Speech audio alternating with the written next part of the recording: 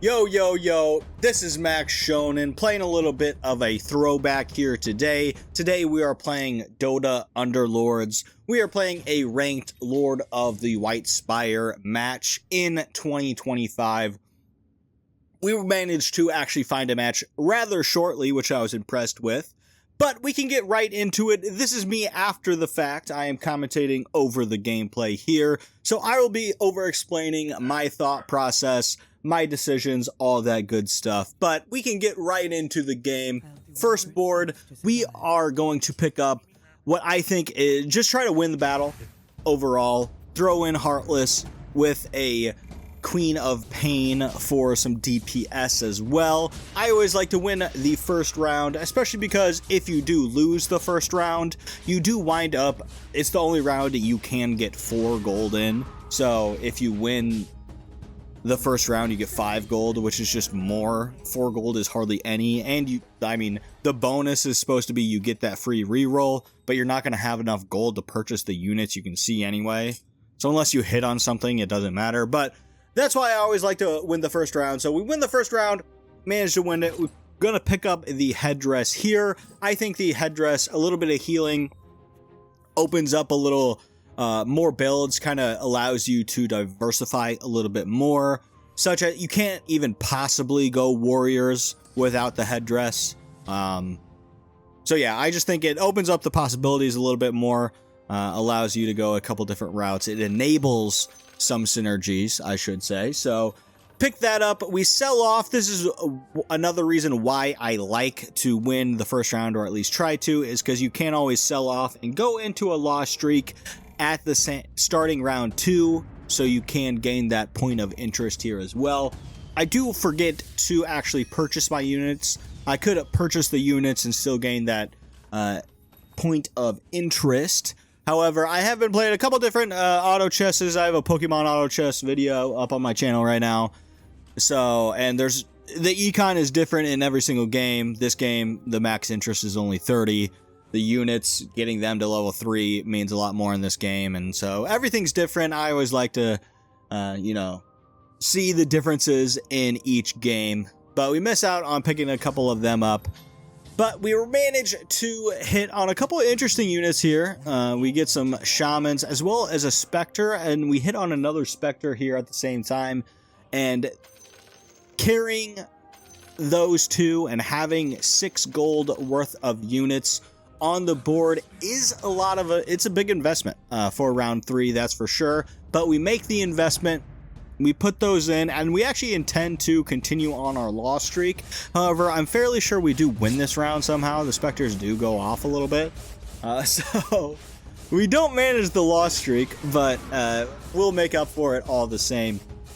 We finally get our head around, and we finally start picking up some of the units and playing the game appropriately. You see that we still get that point of interest even though we are below. All you have to do for the gold in this game, you just have to be above the interest level when the round starts. So when the battle starts. So we keep on 10 before the battle starts, and then it goes and so forth. And then the interest counts, and then you can buy the units and keep those on your board. Just so you diversify as much as you can, which you always want to do in auto chess. Keep all the options open, maximize the potential hits. And so we continue on. We go up against a little bit of a knight team. We are keeping our options open at this point with the Meepo, with the 2 Phantom Assassins and the Spectre. I'm thinking of a classic, little bit of a rogue assassin build on our end. We do get some items. We do pick up the Stonehall Cloak, and since we already have a couple kills on the Spectre, definitely going to be placing it on him. Always nice to have that Stonehall Cloak. You can spam the unit if you want to, because once they combine, their kills combine as well. So if one gets a kill and another one gets 2 killed in a round, it counts as 3 kills total once they combine for that Stonehall Cloak. So no problem spamming the Spectre for now. Adding in that Stonehall Cloak. We'll make sure we're over 20 when the round starts. And then we'll purchase that Meepo, purchase that Bounty Hunter, and go for that free reroll here as well.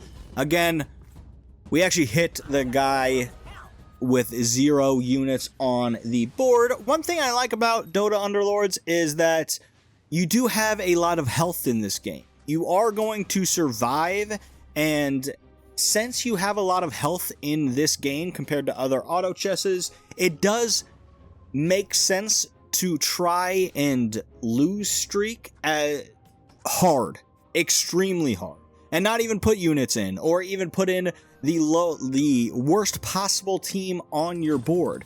And the reason why is because if you're going to automatically survive till round 20, regardless of what you do, and the max interest is only 3, so you can only interest up till 30, if that's the case, then you can just lose streak as hard as you want, because it means so much more, and you're gonna have enough health to survive for that investment to come through in almost all cases. We don't do a good job of that in this game. I mean, we're back and forth, winning, losing, win one, lose one, win one, lose one. But we are econing enough, a nice start to the game here as well. We continue on that investment on that Spectre, kind of lean towards that assassin and rogue build as we continue to make our way, just trying to econ as much as possible. We will most certainly get up to 30 this round. Since we are going that rogue build, we're picking up that troll, the poison troll as well, just to keep poison in. Poison is an extremely good synergy. You can see another person going it already on the board. But we're thinking a little bit out of the box here in this game, not going your typical synergy for kind of top tier gameplay, since we are in Lord of the White Spire.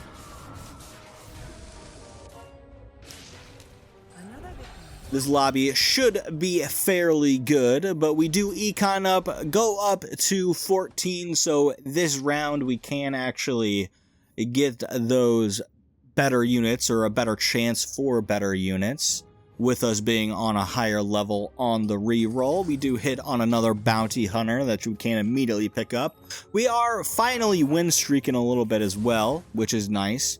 Put in that rogue alliance. We're one shy on the assassins, and since there are multiple people kind of going the poison route, we do ultimately just decide to sell that unit, go straight for almost a full assassin build. Almost just full assassin rogue. Usually assassin rogue almost always includes that poison in there, and just high rerolls early on. Get a level 3 bounty hunter, get a level 3 phantom assassin, get a level 3 anti-mage, get a level 3 meepo. There's just so many low level units in rogue and in assassin that a lot of times that's the route you want to go. But since we have hit on those 2 specters, even though they haven't come through for us yet, we are investing in those early, and so we are going to level up, try to re-roll on some higher units. We do simply put in that puck because it's a good unit, and since we are going to be re-rolling at higher levels, we do want to immediately start holding on to higher level units. If we could get lucky and roll and just get a free puck, a free level 2 puck, and even extremely lucky and possibly get a level 3 puck handed to us, we will absolutely take it. So no reason not to have him on the board. We check out other people's teams. We have a knight build, we have a shaman build. It seems like the shaman build is absolutely destroying most net worth in the lobby. Going for shaman savage, typical build with brutes, poison as well, and a knight build. Some typical builds in the lobby that we're seeing. Our meepo is carrying us a little bit. Meepo can carry very early on in the game, such as now, prior to turn 10.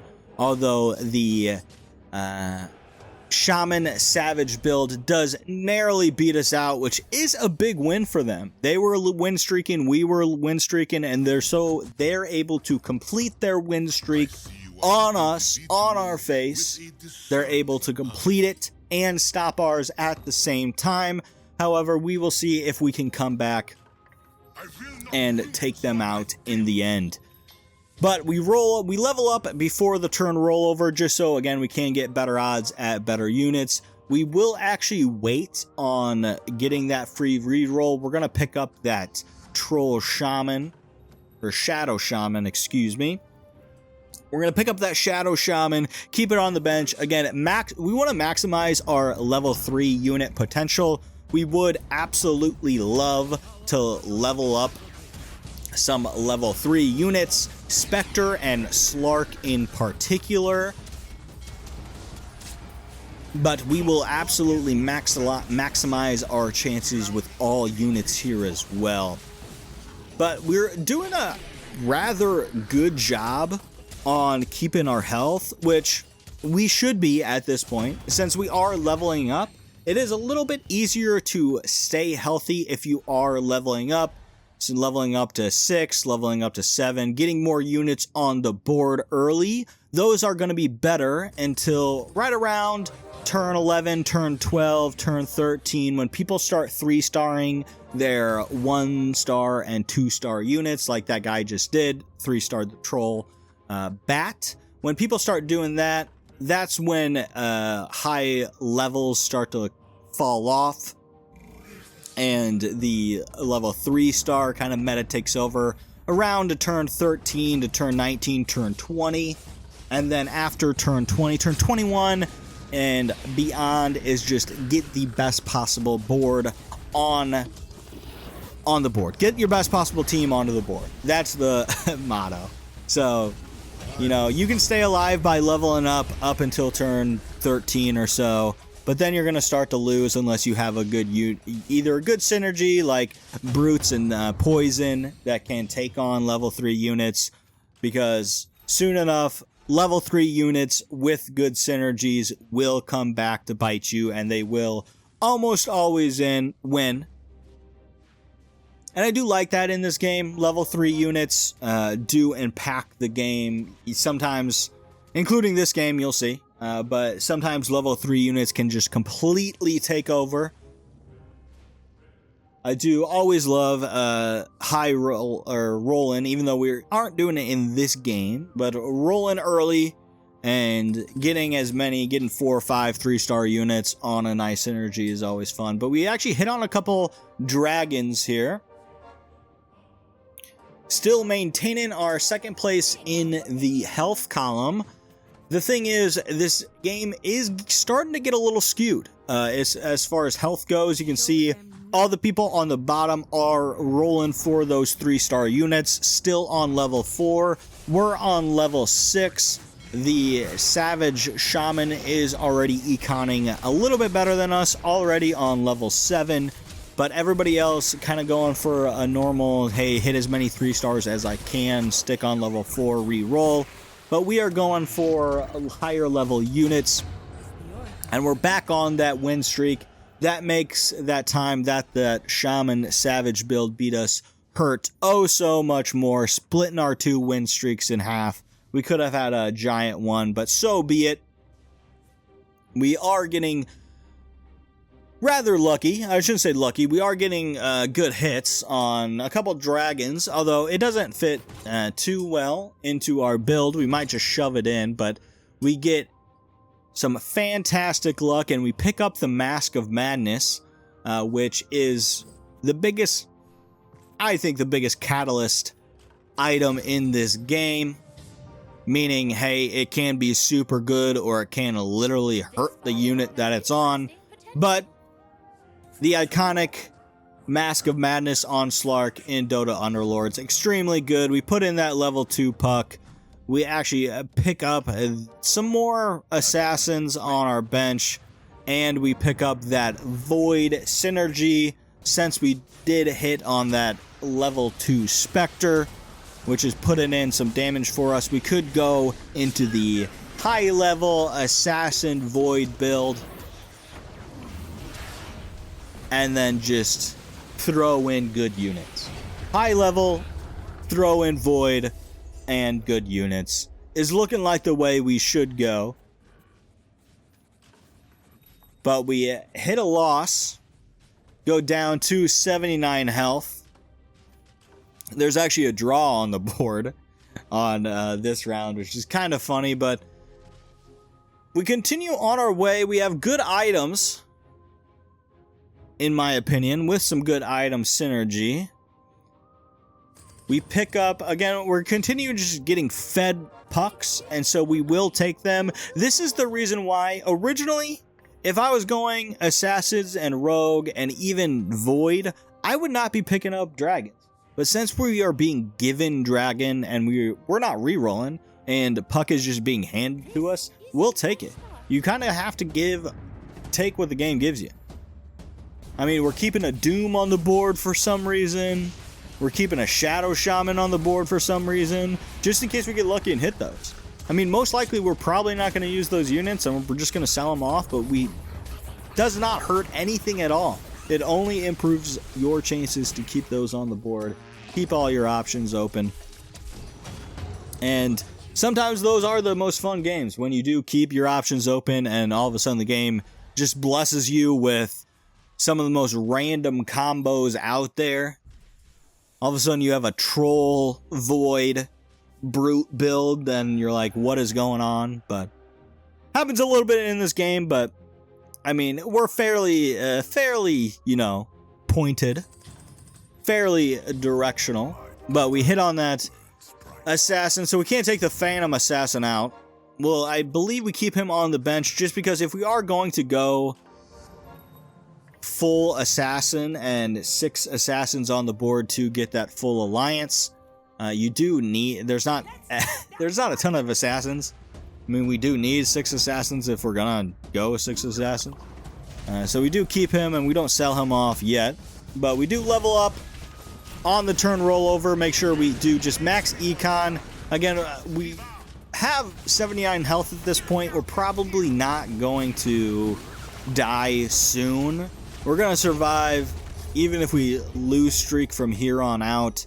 We're going to survive at least 5 more turns. We need to make sure we have our best team out there. We do look over at some other squads, but not too worried about our team at this point.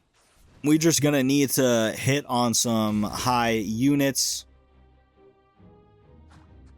That is one thing about this game that you always have to remember, that compared to some other auto chesses, you don't have as much econ as others, and the units still cost the same. So if a unit costs 4, it costs 5. You not only, if you're going to try to level 3 a 3-star, do you have to spend gold to get to that level, it also costs significantly more.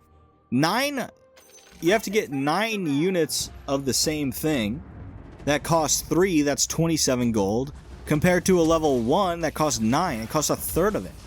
And a level 2 that only costs 18, but it increases by 9 gold each time, which is a full round. It's a full round of gold. You get about 10 gold, probably a little bit more. You get a little bit more than 10 gold a round, and you're going to spend that entire thing extra to get a level 3-star. You're going to need that gold to do that. And it almost always makes sense to max econ here and always stay over 30 in this game. Unless you're going for something crazy, which I support in every way. But I'll go through my thought process and tell you how I truly think. But right there, we just picked up damage. That item, not anything too crazy. Add a little bit of health, add a little bit of attack speed. Just adding DPS. At this point, ultimately, we were just trying to stack damage. We're just going to spam good stuff. We hardly even have an alliance at this point. We're still on 3 assassin, 2 rogue on round 17. Which is, that's nothing, that's not an alliance to brag about. it is an alliance, but we go up against some brutes, poison, linchpin being the alchemist. That is one of the issues. Poison is fantastic, and Poison is one of the best alliances in Dota Underlords, but some of the units, like the Poison Troll, like the Alchemist, is just so sought after in so many builds. And sometimes it just feels like you're always competing when you go Brutes, when you go Poison. I mean, you can see there's 3 of those builds. There's 3 Poison builds, all a little bit different, but there's just 3 different ones. But we continue to just max econ. We managed to survive. Plenty of health. Second most in health right now. The Shaman Savage opposing player continues to actually go off. We take a look at him. He hit 6 Savage. He has more net worth than us.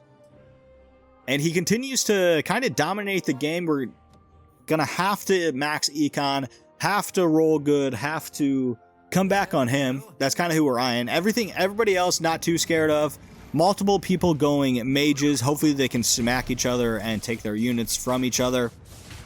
Because if one of those does get taken out, mages, if they get their 3-star units and get enough of them, there's just sometimes nothing you can do. But we continue on, and we manage to win this. We have that level 3 Slark with that Mask of Madness continuing to pop off. The Ember Spirit as well with the Spectre. And at this point, you can see on our team, we have a lot of damage dealing level 3-star level 2 units. We have that Ember Spirit, we have the Slark, we have the Spectre, we have the Puck. Now the thing is, those are good right now, but those will fall off. Once past round 20, broken checks broken, and you need broken units on your board. You need some Heartless Hunters packed into a corner with all the equipment out there blocking you in with those walls. You need a spam spirits that just, use their spirit spell over and over again. You need the most dominant alliance in Poison Brutes. You need just absolutely broken units. You need a full team of 3-star knights. Like, at the end of the game, that's the team you need to have out there. You need to have a dominant team out there. And there's not too many builds in this game. You need to have that dominant team, a dominant meta strategy, or you need to have a broken unit. In this game, fortunately, we get a broken unit. But we'll get to that soon enough as we continue actually on another win streak. Whenever we don't play that Shaman Savage, we seem to win. So we know who we have to aim for, who we have to take out. Round 20 on the way. Hit another Puck. Again, we aren't even re-rolling for Puck. Continuing to hit it. Right now, we are deciding a little bit on whether or not to roll here on level 8 or try to go up to level 9. We ultimately decide to hold off on either as of now, because this board is screaming reroll with 4 Slarks and 5 Pucks. But we're not sure we're going to have enough firepower if we don't get to level 9 and reroll. So we're a little undecisive, trying to decide what we do, because if we need to hit on some level 3 units, or else our team is not going to be good enough. But we want to level up before we roll. Ideally. We're already starting to lose a little bit. Especially since people are on the edge of leaving the game. They're gonna roll down, spend all the gold they have possible, so their boards are gonna be maxed out. We'll do that eventually as well, but we'll obviously keep that all the way in the back pocket until we have to. We pick up the Scythe of Vice for mana on the puck. Have a little bit of a diversification of items, and we pick up the D-Knight. Immediately put him in. But we have some nice damage dealing items, a mana item, and 3 health items. Some nice spread on the team. Still maximizing out what we have on the board, organizing that up a little bit. If you want to check out my organization, have the potential 3 stars on the left, potential 2 stars next, and potential units on the board to the right. That's how I keep my bench all nice and organized. Because as much as I wish and think that I can play this game without being organized and remembering everything, I mess up all the time, and I'll admit it to myself. But we continue to make our way. On a little bit of a loss streak, but going against people who rolled down, so it does make sense. We ultimately finally sell that Phantom Assassin. Since we hit on enough dragon units, we are never going to be putting that Phantom Assassin in. But we finally pick up on that Void, and so we get rid of that Rogue Alliance, put in that Void, get rid of that Meepo, add the Void Alliance in. Void's and good stuff. Put a little bit of longevity on that D-Knight since he's going to be having to deal a ton of damage for us.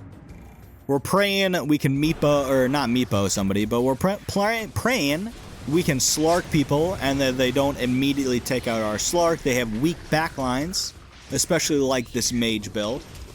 And that Slark can ramp up with that Mask of Madness and absolutely take over the game. Like he does in this scenario. We win an extremely close match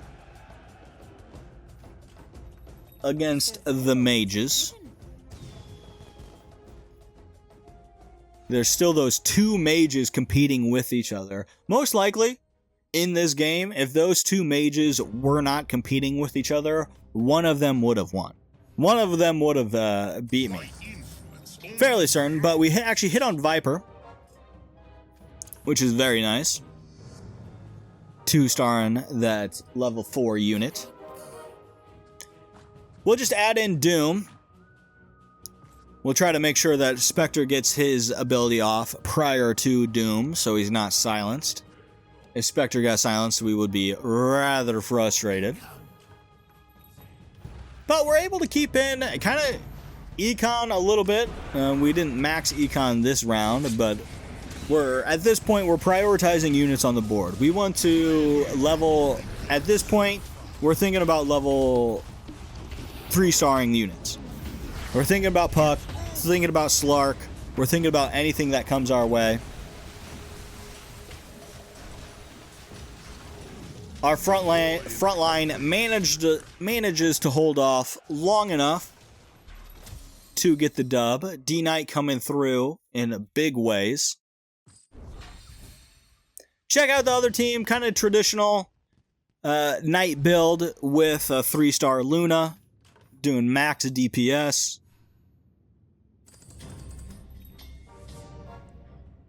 Now we actually see here,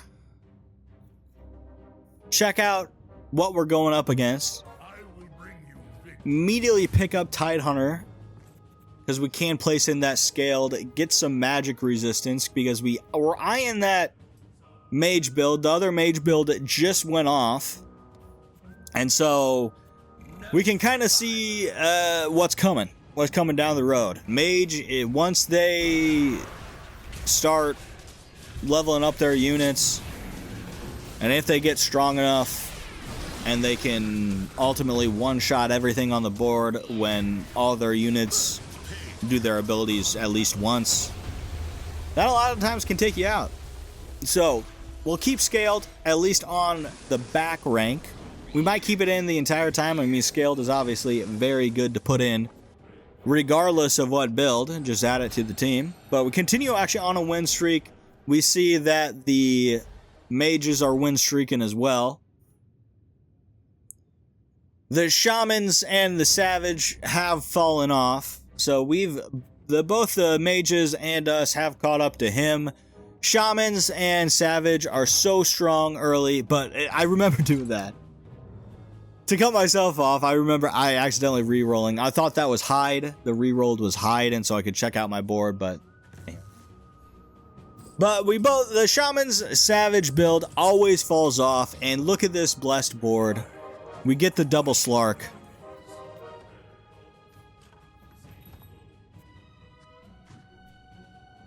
Right into some re-rolls here, I believe. But the shaman savage build almost always falls off in the long run. I mean, shamans is clearly the best alliance early. Especially round 1, 2, 3, 4, 5. Shamans are extremely strong. And I mean, shamans can be extremely good late too. If you get your win streak going, if you can ultimately level up some 3-star units like the Treant Protector, like Beastmaster, things like that, you can definitely make it work and get the Black Dragon, obviously, with a 6 shaman build. But we continue to get some ideal matchups, because at this point we think we have a better way of getting better than the mages. If we can 3-star Slark, if we can 3-star Puck, those are giant bonuses for us, and we are going to need a lot of gold to do so. So if we can drag this game out a little bit and get more gold, I think that's in our favor. But we pick up Viper, pick up Ember Spirit. Since we are rolling, we are going to pick up everything we possibly can.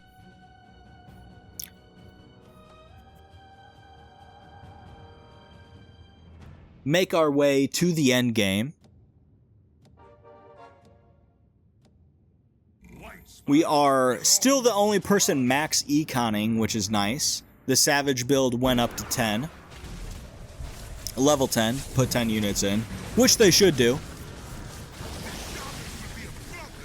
And they might actually... See, this Savage build is still bad for us.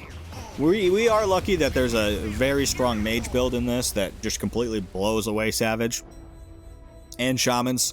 I mean, if they're doing AoE damage, doesn't matter if they have 100 units for those mages. So we are a little bit lucky. Kind of a rock, paper, scissors situation a little bit. But we are lucky there is a strong mage unit in this to take out those shamans, to take out that savage. Since savage and shamans typically don't have any 3-star units. But I am actually not entirely sure. We might actually take out those savages ourselves. But we begin the reroll. We actually hit on a 2 level 2 Vipers. We have a level 3 Viper in our eyes. I can see us salivating for it.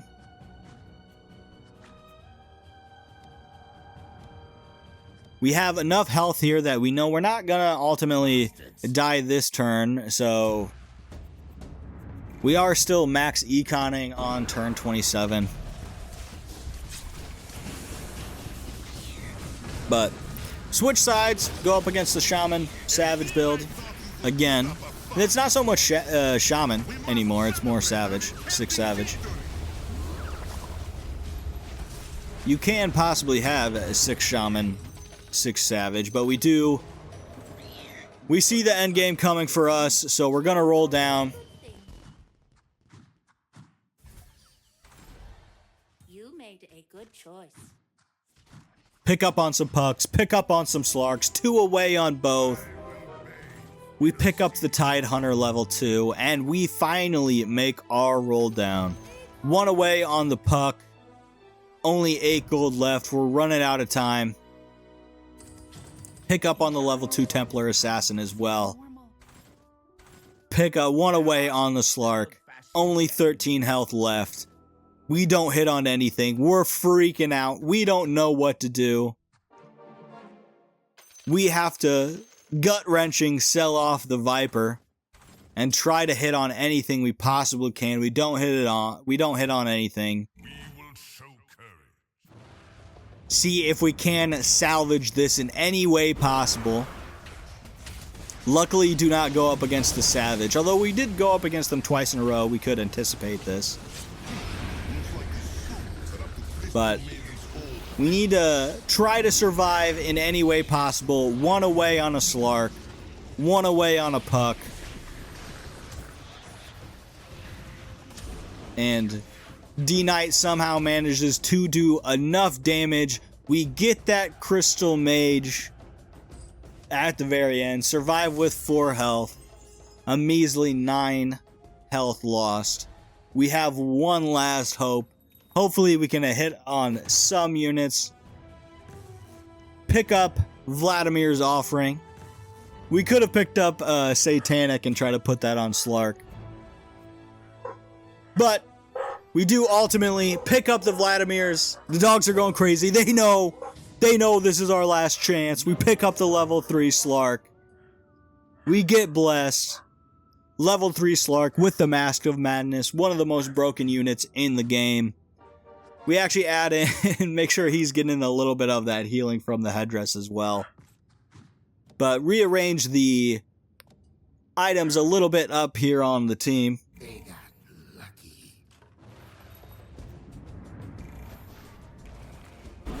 And we can see if Slark can bring us to the end game, can carry us to victory. Go up against the Savage build. The Slark gets stunned in the back. Almost gets taken out. But, I mean, it's a level 3 Slark with the Mask of Madness. It takes half a second for this thing to get rolling. Pretty standard 18k damage. Very nice for the Slark. The dogs know it's going off, but we pick up the victory. Hit on that level 3 unit. Our team gets substantially better.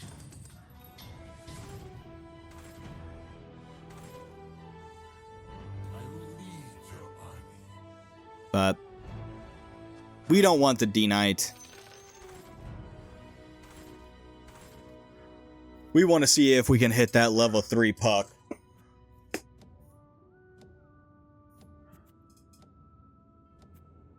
I'm not worried. Go up against the Mage build.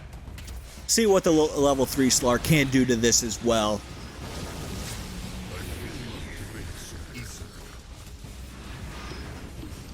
And ultimately, we're going to close out the game here.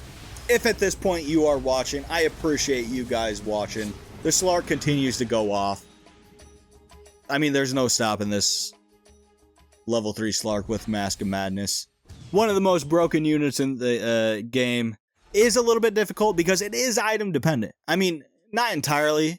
I mean, a level 3 Slark can do a lot of damage. As we hit on, we carry out the game, hit on the level 3 Puck. So we know we're going to win a level 3 Slark, a level 3 Puck, both with ideal items on them. But since level 3 Slark and Mask of Madness is a little bit of item dependent, I do despise a little bit everything that is item dependent. I hate Heartless Hunters that try to get the barricades, Slark that tries to get the Mask of Madness. If, like in this case scenario, we get the Mask of Madness, and we can prioritize Slark and you get it that way, that's fine. But if something is item dependent, it does put a little bit of a bad taste in my mouth. However, when we are given it, we will use it. When we use it, we like it. If we get beaten by it, it's the worst. But get partnered up with the mages in the end game. We take them out, especially with that scaled, giving us a little magic resistance. We ultimately get the victory for Lord of the White Spire. You can see up to a little over 15k. But you can see first place, level 3 Slark, level 3 Puck.